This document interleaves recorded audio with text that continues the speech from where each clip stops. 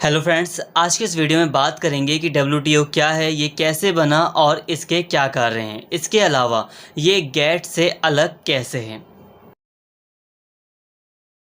तो फ्रेंड्स, 1930 के दशक और सेकेंड वर्ल्ड वॉर के दौरान अंतर्राष्ट्रीय व्यापार को, इंटरनेशनल ट्रेड को बहुत ही ज़्यादा समस्याओं का सामना करना पड़ रहा था, जिस कारण से कुछ देशों ने ये सोचा कि हमें पूरे वर्ल्ड में एक लिबरल वर्ल्ड ट्रेड सिस्टम अपनाना चाहिए। मतलब एक ऐसा सिस्टम जिसमें कम से कम टैक्स लगाया जाए व्यापार पर, अंतर्राष्ट्रीय व्यापार को बढ़ावा दिया जाए।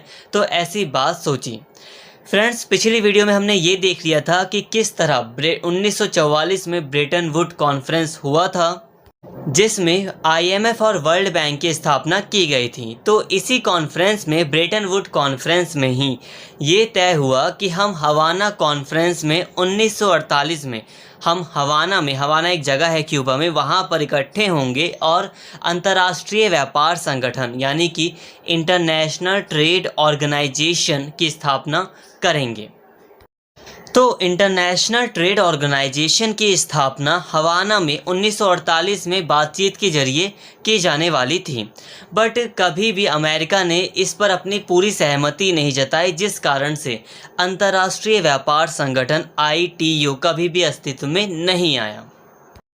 तो 1948 में हवाना बैठक होने से पहले ही 1946 में 23 देशों ने ये निर्णय लिया कि हम अंतर्राष्ट्रीय व्यापार को बढ़ावा देने के लिए और कुछ व्यापार में कुछ छूट देने के लिए एक समझौता करेंगे, जिसे हम गैट के नाम से जानते हैं, general agreement on trade and tariff.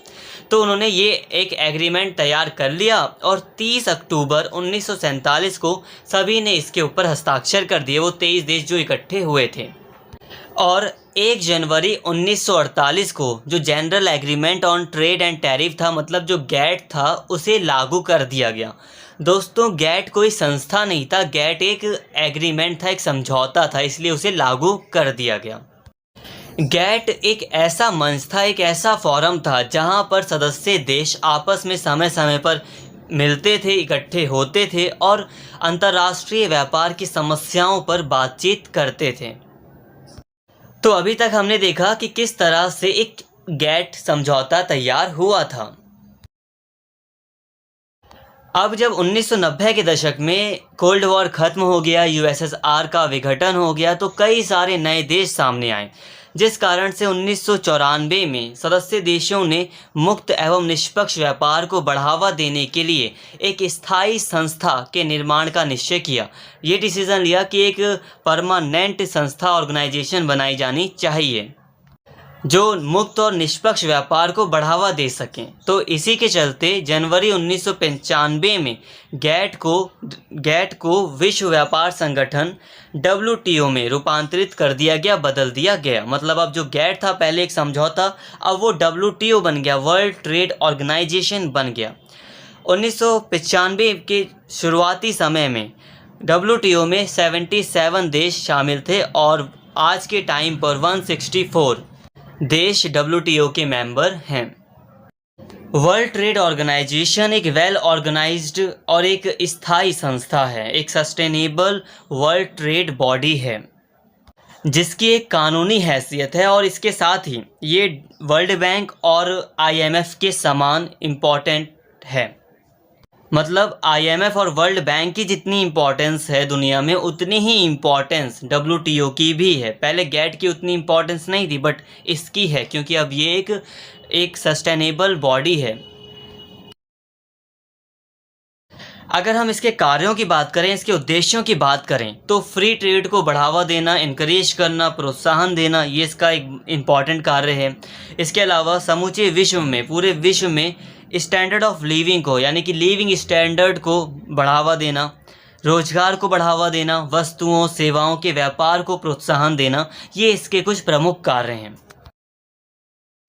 अगर हम गैट और डब्ल्यूटीओ में डिफरेंस की बात करें कि दोनों में क्या अंतर है, तो जो गैट था वो रूल्स एंड मल्टीलैटरल एग्रीमेंट्स का कलेक्शन था। मतलब कई सारे समझौतों और नियमों का कलेक्शन था। बट गैट कोई संस्था नहीं थी। बट डब्ल्यूटीओ क्या है? डब्ल्यूटीओ एक संस्था है जिसकी एक कानूनी मान्यता है। इसके अलावा गेट ये एग्रीमेंट था, उसके जो रूल्स थे, जो नियम थे, वो सिर्फ वस्तु व्यापार पर, यानी कि जो सामान होता है उसी के ऊपर लागू होते थे, सर्विसेज पर लागू नहीं होते थे। लाइक जो WTO है उसके जो नियम हैं वो वस्तु के साथ ही साथ जो सर्विस का जो व्यापार होता है, जैसे कि इंजीनियर, डॉक्टर जो सर्विस प्रोवाइड करते हैं, तो इसके ऊपर भी लागू होता है।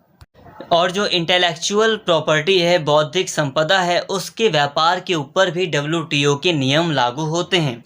इसके साथ ही जो WTO है वो गेट की तुलना में तेज़ी से जो कॉन्फ्लिक्ट होता है व्यापार को लेकर, इंटरनेशनल ट्रेड को लेकर, उसको सॉल्व कर सकता है। आई होप फ्रेंड्स ये वीडियो आपको अच्छा लगा होगा। अगर आपको वीडियो पसंद आया हो तो प्लीज़ चैनल को सब्सक्राइब कर लें और इस वीडियो को ज़्यादा से ज़्यादा शेयर करें और लाइक करें। Thank you.